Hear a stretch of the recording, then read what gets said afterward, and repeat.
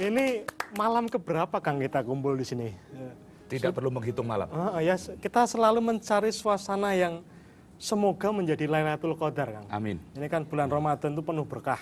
Jadi kita mengambil sedikit waktu 2/3 malam Ya. untuk berkumpul di tempat yang mulia di depan masjid yang memancarkan keberkahan dari Allah. Nggak apa-apa di luar, di taman, nggak apa-apa, kita bisa ngeriung, bisa ngobrol tentang sesuatu hal. Kang Pri ini akan bercerita banyak tentang hal itu. Beliau seorang motivator. Kalau nanti adik-adik, kakak-kakak, Pak D, Bude mau bertanya tentang kecerdasan spiritual, akan ada waktunya nanti. Ya. Sekarang kita beri waktu kepada Kang Pri untuk ngomong soal itu. Saya kira adik-adik ini sebelum ke kecerdasan, 3 kecerdasan itu, saya kok curiga ada kecerdasan di luar itu yang memancing mereka ke sana, kemari. Datang ke sini ya. Karena ada kecerdasan gerobak itu loh. Iya. Kecerdasan ini kuliner. Ini mendesak bagi keadaan mereka. Iya, mendesak anak-anak kos ya. Iya. Orang Jawa bilang witing tresno jalaran saka kuliner. Iya kan? Karena ada makanan-makanan gratis datang. Iya. Sahurnya sedikit. Betul. Ongkosnya agak bisa lah. Karena bahasa Dapat orang gratisan. susah itu kelihatan. Ya. Bahasa orang susah itu kelihatan. Baru lewat saja sengsara ini. Iya. Jadi begini, saudara-saudaraku. Untuk ada di jenjang hidup yang lebih baik itu, pertama, orang harus memiliki ijazah lolos fit and proper test kecerdasan intelektual. Iya. Ya. Saya mendaftar orang-orang yang lolos secara kapasitas intelektual ini. Iya. Salah satunya adalah pembalap yang saya kagumi. Ini. Kita tampilkan gambarnya. Oke. Ini. Valentino Rossi. Nah, beri tepuk tangan dulu untuk anak ini. Mantap. Begini Gus, saya pernah menghitung Iya. ya, honor Valentino Rossi. Honor. Jadi bekas orang susah itu kalau mendengar kata honor agak sentimental. Iya. Membandingkan dengan honor kita ya. Dari, ya. Di sebuah balapan, tidak sekujur balapan Gus, Iya. tetapi hanya satu lap saja. Satu lap saja. Satu putaran saja. Saya hitung dengan uang kita, waktu dia di puncak kejayaannya. Iya. Satu putaran saja setara dengan 4 miliar. Wis. Itu penghasilan kita digabung ditambahin anak-anak ini uang kos dikumpulkan SPP nggak nyampe itu Bang. Iya kan? Iya. Betul. Kalau ada yang karyawan untuk mengejar satu honor putaran Valentino Rossi itu, ya, kalau Anda karyawan, kita karyawan, Iya. Anda butuh bekerja, pensiun, lalu mati, Iya. lalu hidup lagi, pensiun lagi, Iya. mati lagi, hanya untuk mengejar satu putarannya Rossi itu, nggak nyampe. Satu tawafnya ini luar biasa maknanya ya. Definisi balapan itu berangkatnya dari situ, pulangnya ke situ lagi. Begitu kok dibayar 4 miliar hanya untuk muter. Ini saya kira salah yang bayar. Iya. Ya. Pertanyaan saya Gus, kenapa ada sebuah sistem kebudayaan yang sanggup membayar hanya orang muter saja semahal itu? Di negara kita sepertinya mustahil ya Kang ya? Agak mustahil. Sistem kebudayaan kita saya kira harus belajar soal-soal semacam ini. Nah, saya baru ngerti Gus, Valentino Rossi itu ngerti logika matematika. Iya, oke. Saya semula bertanya, apakah karena Rossi dibayar mahal ini karena kencengnya? Saya ragu-ragu. Pembalap itu ya harus kenceng. Kalau nggak kenceng jadi sopir angkot. Oh iya. Kira-kira begitu kan? Saya pernah bertanya, apa Rossi itu dibayar karena saking kencengnya itu? Iya. Karena Rossi itu bisa menikung, apalagi anak ini spesialis di tikungan. Iya.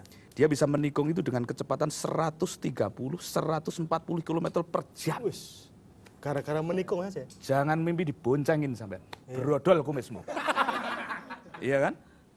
Kalau Rossi ahlinya menikung. Ini menelikung. Pacarnya teman diambil. Telikung. Saya bertanya di dalam hati, apa karena itunya? Oh, ragu-ragu saya. Jangan-jangan tidak.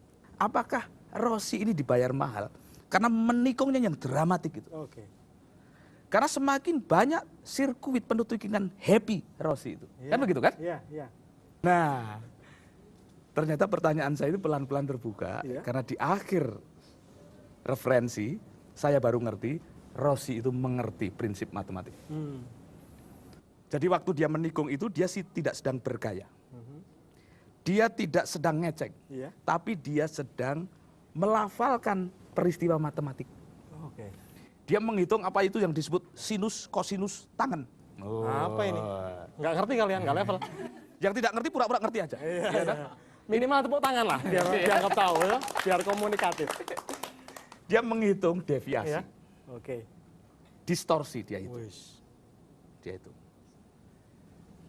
Makanya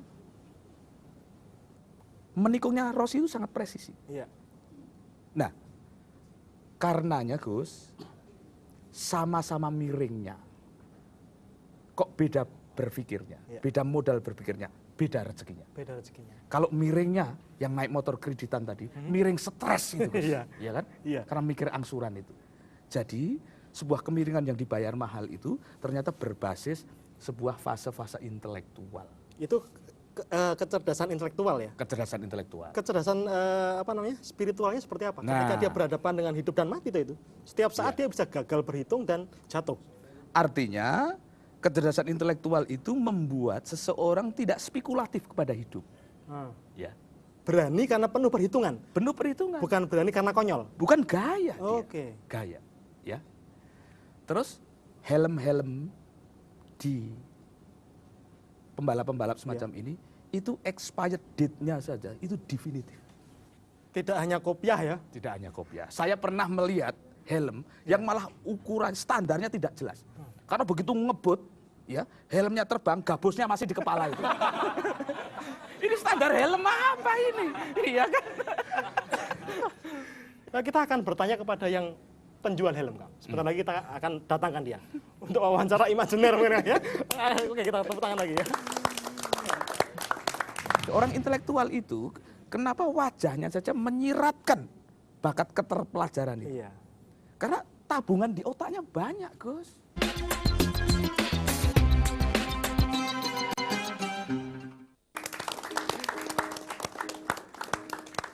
Saya tadi sudah sempat nyari-nyari, nggak ada tukang helm buka jam segini kan. Jadi ya mungkin untuk edisi berikutnya lah kita ngobrol. Iya. Cuman kok Kang Pri kayaknya kurang sehat gitu. Agak kurang sehat. Oh iya. Bawa jaket di mobil. Ada. Ada. Tolong dong Mas Paijo, tolong. Ya. Soalnya itu nanti mempengaruhi obrolan kita kalau Kang Pri kurang sehat kan. Waduh, tepuk tangan untuk Paijo.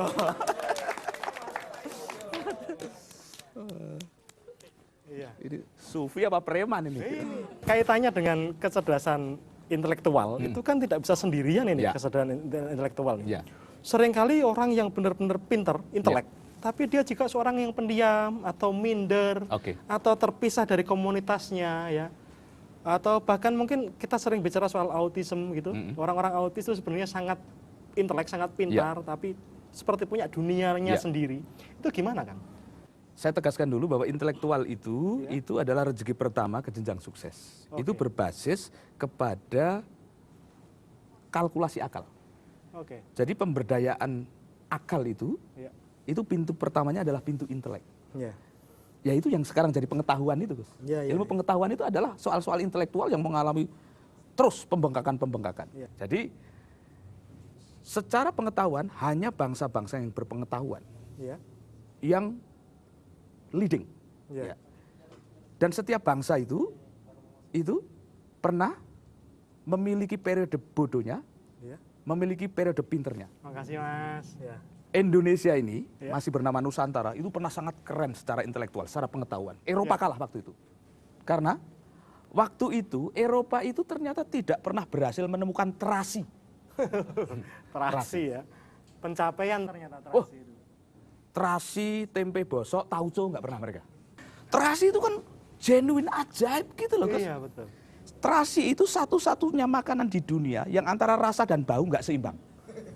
Itu kalau digoreng satu kampung itu lapor polisi. Iya, betul. Iya kan? Rame itu. Rame sekali. Gara-gara bau terasi ya. Ramuannya dari apa? Sebelum abad pra-ilmiah kita sudah menemukan terasi. Keren. Tetapi ketika abad ilmiah berlangsung, wah. Ketika London sudah menemukan konsep uang, kita masih barter. Nah, abad ilmiah itu, abad pengetahuan itu, kemudian ada sejarah yang terputus, tertinggal kita. Tapi intinya, kuasai soal-soal yang berbau intelektual, dan itu sumbernya apa, Gus? Reading habit. Reading habit. Secara Islam juga ada perintah awalnya tuh Iqra ya Kang? Persis. Masyarakat yang banyak membaca, kaya dia. Iya. Masyarakat yang miskin membaca, miskin. Iya. Dan orang yang gagal intelektual itu bahkan ekspresi wajahnya kelihatan. Seperti ini ada masalah kecerdasan ya. Orang intelektual itu kenapa wajahnya saja menyiratkan bakat keterpelajaran itu? Iya. Karena tabungan di otaknya banyak, Gus. Nah, orang yang cadangan informasi di kepalanya banyak, mengintelek dengan sendiri. Iya. Orang intelek itu kemudian gerak bibirnya saja kelihatan. Tidak mudah melongo, tidak mudah orang Iya. intelek itu. Tapi saya tertarik sekali dengan apa yang dikatakan Kang Pri tadi, bahwa ketika masih Nusantara, Oke. saya termasuk yang setuju bahwa Indonesia itu sesungguhnya belum punya budaya, Kang. Mm-mm. Masih melakukan eksperimen sejarah. Oke. Kenapa? Karena sebagai bangsa, Mm-mm. bangsa Indonesia itu umurnya masih 60 sekian. Persis. Baru merupakan kebiasaan. Mm-mm. Ya kalaupun levelnya agak tinggi adalah tradisi, tapi belum merupakan kebudayaan. Ya.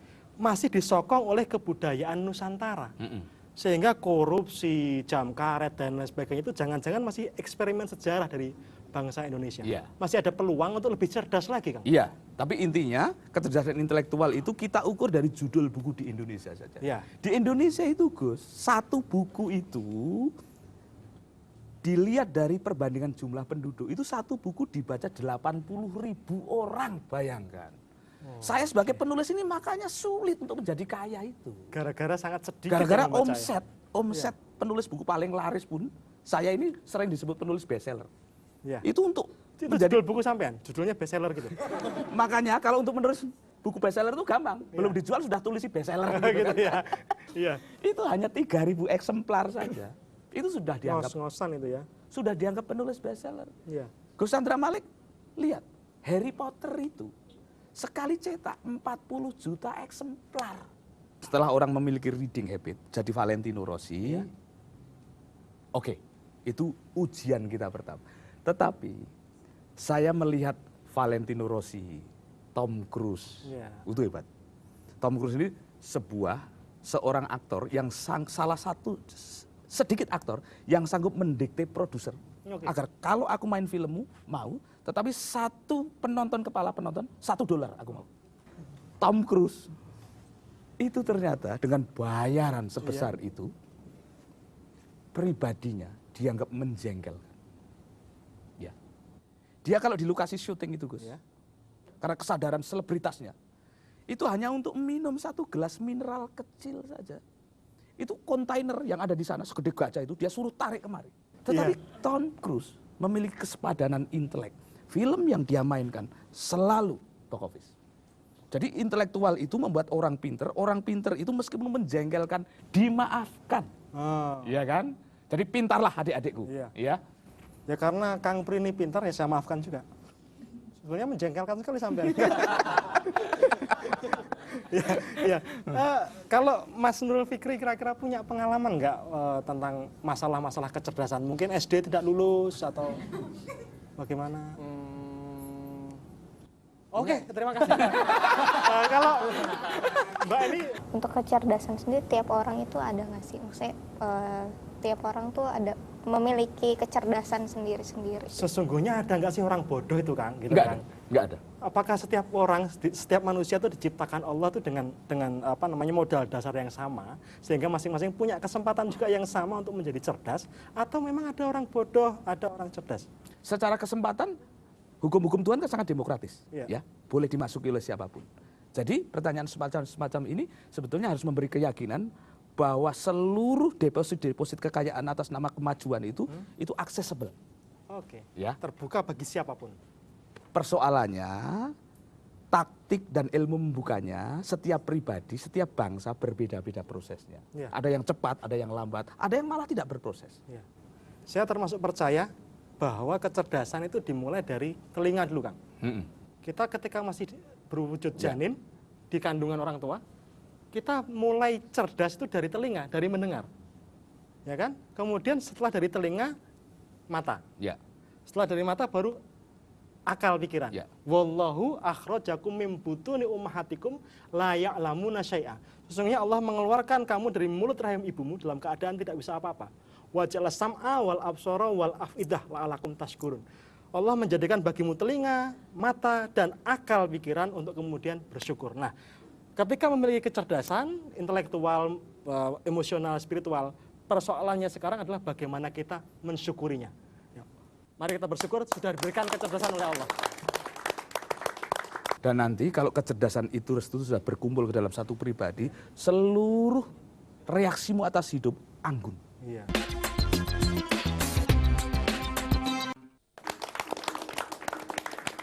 Tapi dalam dunia tasawuf, Kang, Ya. sufi, kecerdasan itu justru diilustrasikan dengan keledai, Kang. Oi, Iya. Pernah suatu ketika seorang sufi ditangkap oleh polisi, dibawa ke polsek hanya gara-gara dituduh mencuri keledai. ya. Kenapa kamu mencuri keledai? Jawaban si sufi adalah, saya cuma ngambil talinya, keledainya ikut, katanya. Ini kan punya kecerdasan yang luar biasa. Iya. Nah, Gus, ini adalah gabungan, kompilasi dari ketiga kecerdasan yang Wah, kita bisa. alhamdulillah, syukurlah saya seorang sufi, Kang. Iya, Jadi ya punya betul. kecerdasan itu, Kang, ya. Jadi kecerdasan intelektual itu bahkan soal bahasa Iya. itu terukur.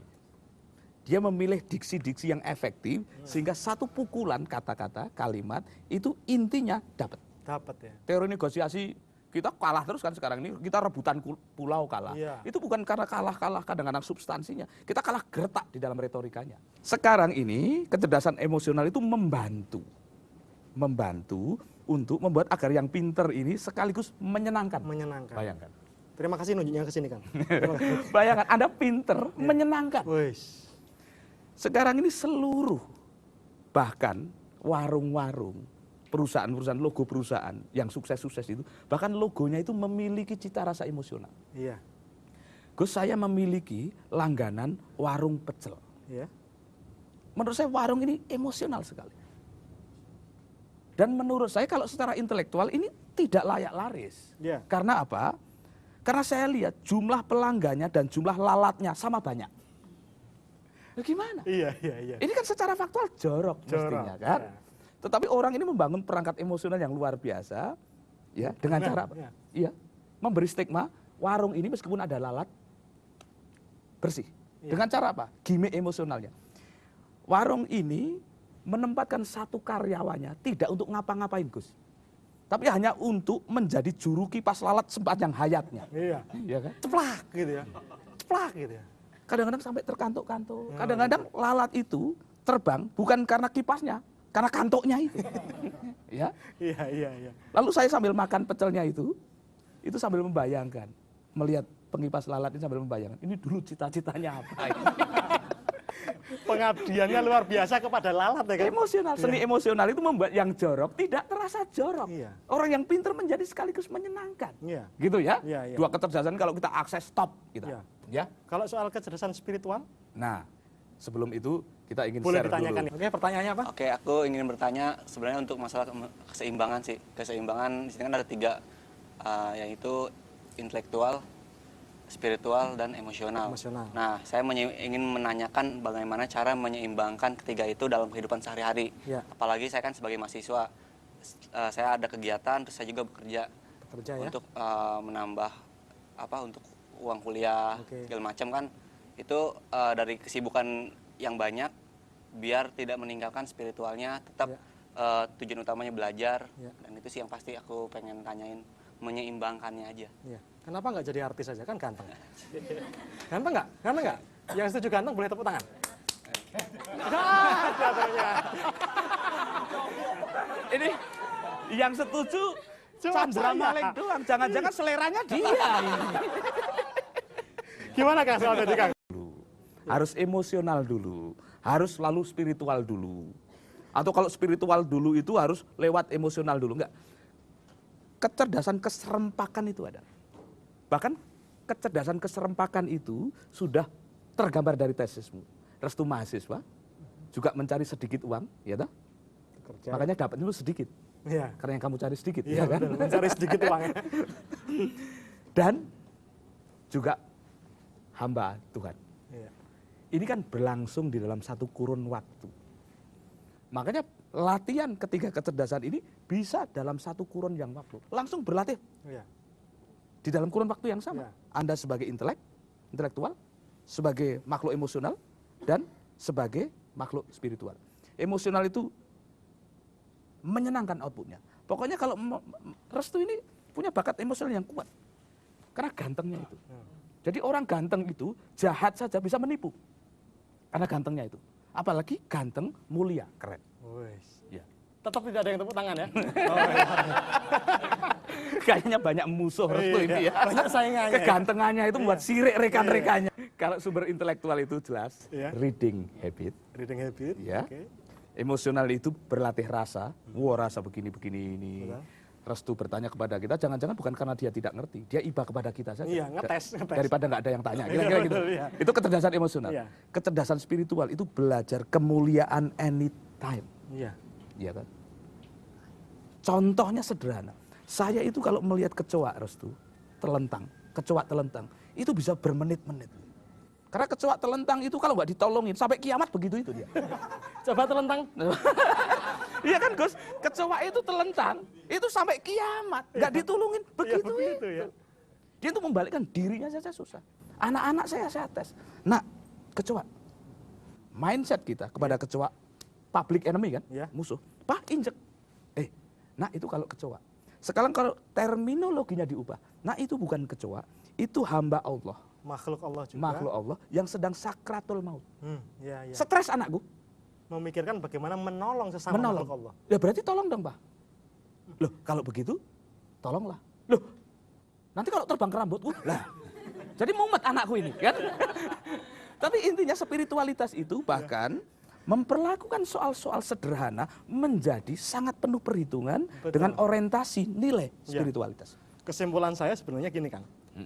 Kecerdasan intelektual, kecerdasan emosional, Ya. itu timbangannya. Oke. Neracanya adalah kecerdasan spiritual. Ya. Jadi bisa seimbang dan bisa setimbang. Oke. Jadi ketika kita bisa mengkombinasikan antara bobot kecerdasan intelektual dan emosional menggunakan neraca kecerdasan spiritual, kita bisa hidupnya tuh secara bahagia, Harmonis. harmonis. Iya. Dan nanti kalau kecerdasan itu Restu sudah berkumpul ke dalam satu pribadi, seluruh reaksimu atas hidup anggun. Iya. Bahkan tidurmu anggun. Iya, betul. Ya. Kamu akan seanggun tidurnya anak ini, kira-kira. Ya. Lihat, Iya. ya. Iya, Gambar ini membuktikan keanggunan suasana tidur. Iya.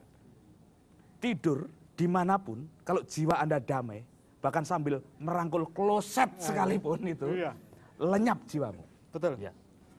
Tidur dia sangat sederhana kan. Dan saya pikir pencapaian tertinggi umat manusia itu kesederhanaan. Ya kan?